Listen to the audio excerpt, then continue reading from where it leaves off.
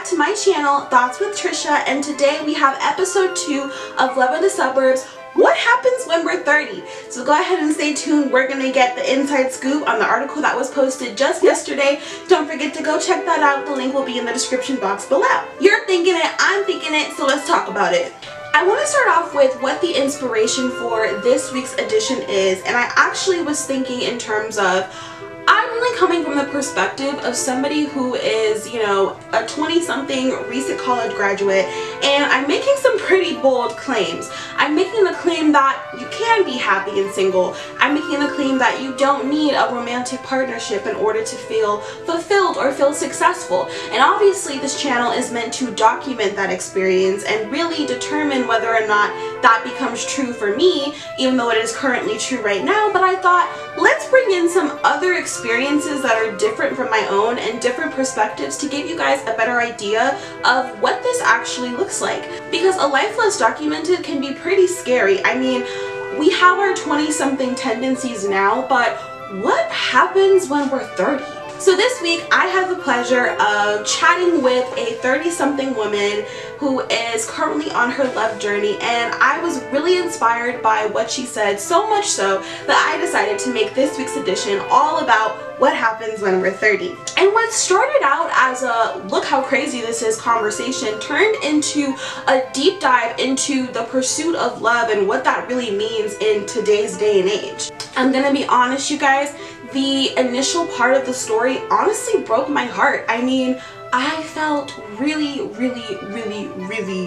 depressed. Not for myself, but for anybody going on this journey of currently dating, because as you all know, I'm not currently in the headspace of dating. Not to say that I would completely ignore any type of pursuit that came my way or opportunity that came my way, but it's just not something that I'm focused on right now, and I don't know if I'll ever get back to being focused on it. But hey, if my soulmate walks around the corner, who am I to say no? However, the reason why the conversation initially broke my heart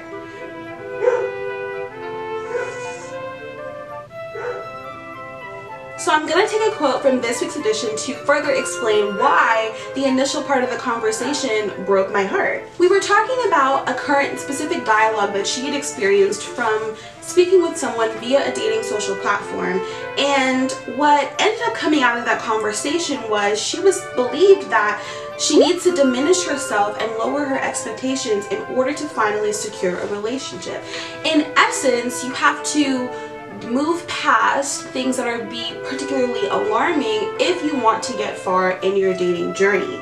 And this was reinforced by advice that she had gotten from her male counterparts, who affirmed that men don't really care about a woman's goals beyond children and marriage. Imagine how that made me feel hearing that, because I was like, that's crazy. Like, do we really have to abide by those rules, by those narratives in order to find love? So, of course, me being confused, I was absolutely crushed by the idea that to her, finding love meant surrendering to these narratives. And I didn't see it that way personally, but still, it broke my heart to know that there are women out there, especially in this day and age, who feel that that is the only option. So I wanted to further dive into that conversation, and I asked her, I said, if that's true, if we have to surrender to those narratives, why want a relationship? I mean, honestly, think about it. I don't really know what the positives are in a situation like that, so I had to ask her, what exactly do you want from a relationship? And when she gave me those answers, she spoke of friendship, vulnerability, and sharing life with your best friend. And I thought to myself, how is friendship, vulnerability, and sharing possible with someone who will only love you if you stay in your place? A place that is designed to diminish a woman's personhood and general successfulness on her own.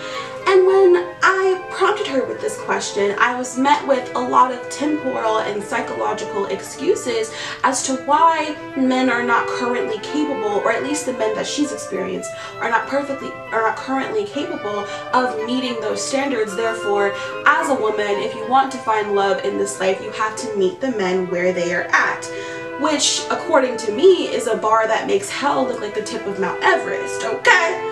But then I had to track back because I thought, how it's still not making sense.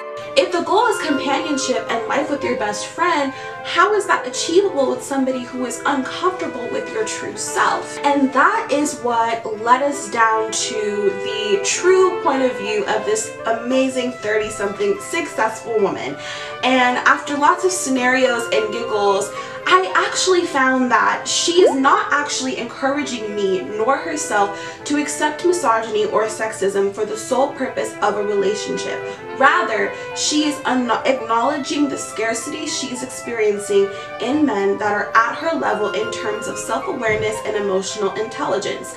And a lot of this is fueled by the pressure she feels of being a single woman in today's society. I mean, she feels like she's being punished for being single, and that can manifest in a lot of different ways. I mean, from $3,500 a month apartments that are just one bedroom in this economy, hello, to couples only hotels and gatherings that you have with your friends. I mean, there's lots of different ways, I'm sure, that we've all felt like, wow, this is making me feel really, really, really, really bad about being single. And it wasn't necessarily that you felt like, oh dang, I really need a partner right now. It was that the people around you kind of made it more difficult for you to enjoy life with them because you didn't have a partner.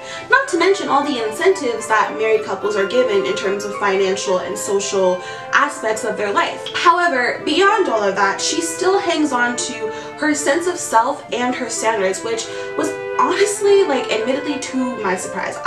Like I said, we started out in this conversation and my heart was broken. I was so sad. I was like, oh my goodness, is this what, you know, we have to look forward to in our 30s? Like, I was really coming to the conversation blank slate. I wanted to know what's going on in life right now. But I actually ended up having my heart amended by the end of the conversation, because I learned that she still wants love and is willing to try for it, but she won't consider her life to be unfulfilled or unsuccessful if that never happens. And I actually have a quote from her that I'd like to give, and it says, "I have not stopped any aspect of my life just because I don't have a partner."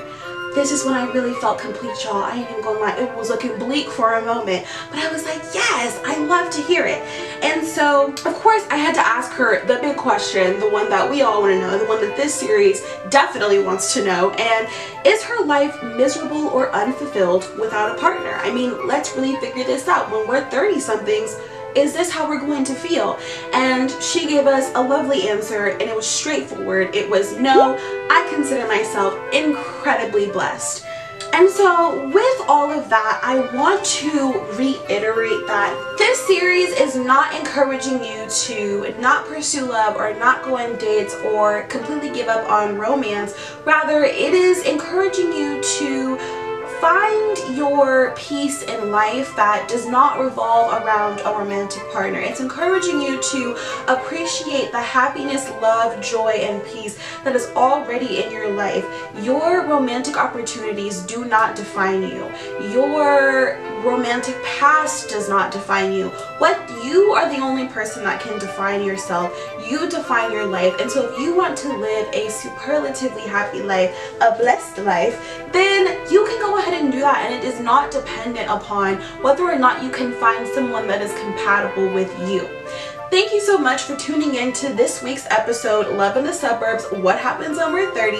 I am super, super, super excited that we have 5 subscribers to the channel. One of them is me, and I can't wait to see this grow. Thank you all so much for being a part of the family, a part of the lovelies. You thought it, I thunk it, and we talked about it. See you next week.